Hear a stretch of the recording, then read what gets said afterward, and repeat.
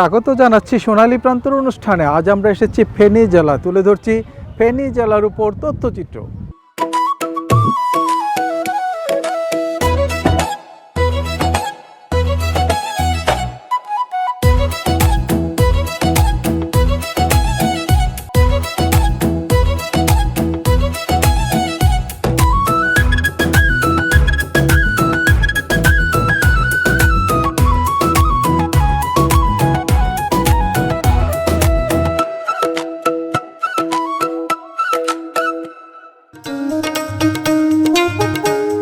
অপূর্ব সৌন্দর্যের লীলাভূমি বাংলাদেশ। ৫৬,০০০ বর্গমাইল আয়তনের বাংলাদেশের নয়নাভিরাম প্রাকৃতিক সৌন্দর্য, সমৃদ্ধ ইতিহাস, ঐতিহ্য ও বৈচিত্র্যপূর্ণ সংস্কৃতি, দৃষ্টিনন্দন জীবনাচার মন কাড়ে দেশি বিদেশি পর্যটকদের।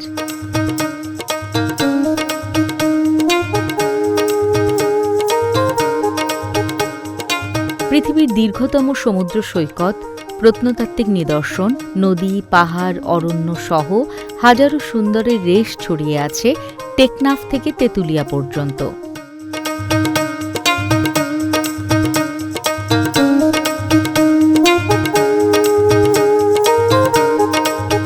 বাংলাদেশের প্রতিটি জেলার নামকরণের সঙ্গেও রয়েছে ঐতিহ্যপূর্ণ সমৃদ্ধ ইতিহাস, নানা রকম গালগল্প।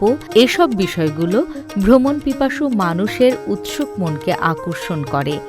তাই ধারাবাহিকভাবে আমাদের এই অনুষ্ঠানের মাধ্যমে দর্শকদের সামনে তুলে ধরার চেষ্টা করি দেশের বিভিন্ন জেলা, উপজেলা, ইউনিয়ন, প্রত্যন্ত গ্রাম সহ বিভিন্ন প্রান্তের ইতিহাস ও মানুষের জীবনাচার, সেই সাথে শিক্ষা ব্যবস্থার অবকাঠামো আর সংস্কৃতি।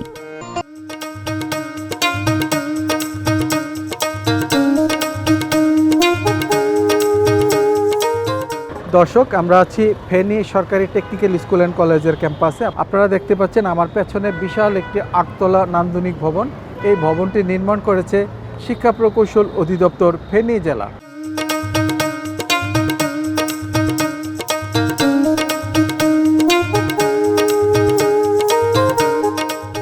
দর্শক, আমি কথা বলছি ফেনী সরকারি টেকনিক্যাল স্কুল অ্যান্ড কলেজের সম্মানিত অধ্যক্ষ প্রকৌশলী মমিনুল হক ভূঁইয়া স্যারের সাথে।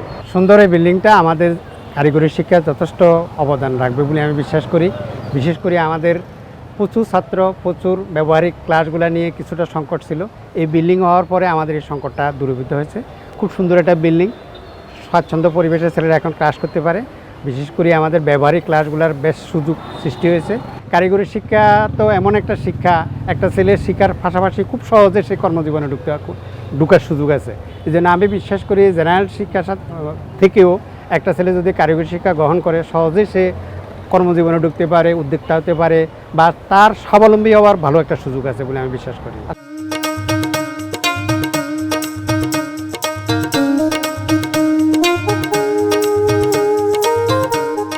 দর্শক, চলুন আমরা একটি গান শুনে আসি।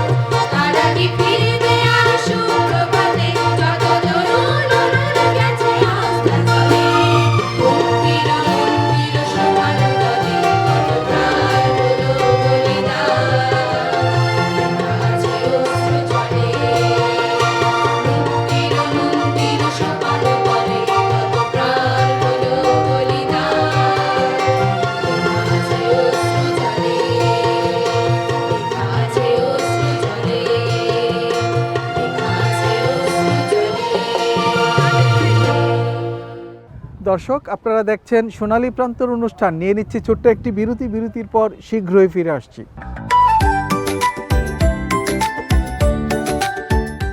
দর্শক, আমরা আছি ফেনী সরকারি টেকনিক্যাল স্কুল অ্যান্ড কলেজের ক্যাম্পাসে। কথা বলছি কয়েকজন শিক্ষার্থীর সাথে। কি নাম আপনার? সাদিয়া ফ্রিন। তো আপনারা এই যে সাধারণ শিক্ষার পাশাপাশি কারিগরি শিক্ষায় কেন শিখতে আসছেন? এখানে হাতে কলমে কাজ শেখানো হয় যাতে আমরা সহজে কর্মসংস্থান পাই এবং আমাদের এই হাতের কাজ, বেকার থাকে না, হাতের কাজ আরও ভালোভাবে সমৃদ্ধ হয়। আপনি কেন সাধারণ শিক্ষা না শিখে কারিগরি শিক্ষায় শিখতে আসছেন?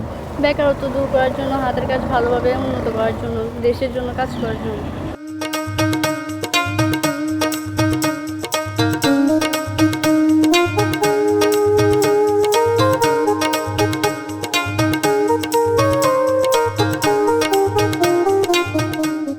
দর্শক, আমি কথা বলছি শিক্ষা প্রকৌশল অধিদপ্তর ফেনী জেলার নির্বাহী প্রকৌশলী জনাব অনুপম বড়ুয়ার সাথে। আপনার কাছে জানতে চাইব, আপনারা শহর থেকে প্রত্যন্ত এলাকায় যেসব নান্দনিক ভবন নির্মাণ করছেন, ইতিমধ্যে সারা দেশে শিক্ষা অবকাঠামো নির্মাণে শিক্ষা প্রকৌশল অধিদপ্তর বিপ্লব ঘটিয়েছে। এটা আপনি কিভাবে দেখেন? শিক্ষার অবকাঠামো তো বিপ্লব একমাত্র শিক্ষা প্রকৌশল অধিদপ্তরেই মানে সারা বাংলাদেশে আমার ধারণা প্রথম করেছে। আপনি দেখতে পাবেন বিভিন্ন নান্দনিক ভবন আমাদের মাধ্যমে বাস্তবায়িত হচ্ছে। শিক্ষার সুষ্ঠু পরিবেশের জন্য যা যা প্রয়োজনীয় সব একই ভবনে আছে। আপনার দেখবেন প্রশস্ত বারান্দা, তারপর ক্লাসরুমগুলা মোজাইক করা, পর্যাপ্ত আলো বাতাস সম্পন্ন সুন্দর টয়লেট, পরিষ্কার পরিচ্ছন্ন টয়লেট, বিশেষ চাহিদা সম্পন্ন মানে শিশুদের জন্য, ছাত্রছাত্রীদের জন্য আমাদের আছে র্যাম্পের ব্যবস্থা আছে, র্যাম্পে টয়লেটের ব্যবস্থা আছে, তারপর প্রশস্ত সিঁড়ি। আপনার সুষ্ঠু পরিবেশে যা যা প্রয়োজন একই বিল্ডিংয়ে একই ভবনে আছে।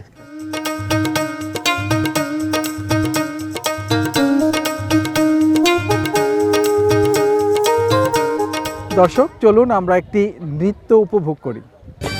দর্শক, আমরা আছি ফেনী জেলার ফেনী শহর থেকে প্রায় 2 কিলোমিটার পশ্চিমে বিজয় সেন দিঘির মধ্যে। এই দিঘিটি আজ থেকে প্রায় 700 বছর আগে সেন বংশের প্রতিষ্ঠাতা রাজা বিজয় সেন খনন করেন। এখানে প্রায় 38 একর জায়গা জুড়ে এই দিঘিটির অবস্থান এবং দিঘিটির উত্তর পাশে রয়েছে ফেনী সার্কিট হাউস।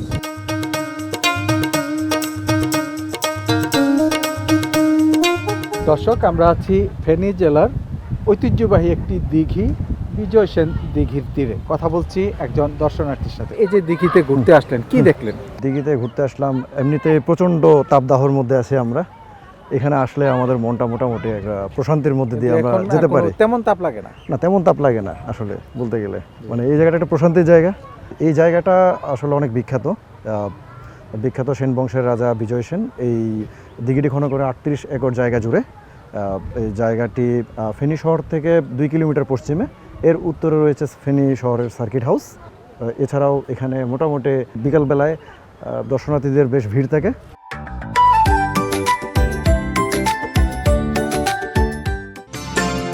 দর্শক, এতক্ষণ দেখেছেন ফেনী জেলার উপর তথ্যচিত্র। আগামী সপ্তাহে একই সময় দেশের অন্য কোনো প্রান্তে আবারও দেখা হবে। আর অনুষ্ঠান সংক্রান্ত মতামত জানাতে আমাদেরকে ইমেল করতে পারেন। আমাদের ইমেল অ্যাড্রেস হচ্ছে sonaliprantor@gmail.com। আজ এ পর্যন্তই। সবাই ভালো থাকুন, সুস্থ থাকুন এবং নিরাপদে থাকুন। আল্লাহ হাফেজ।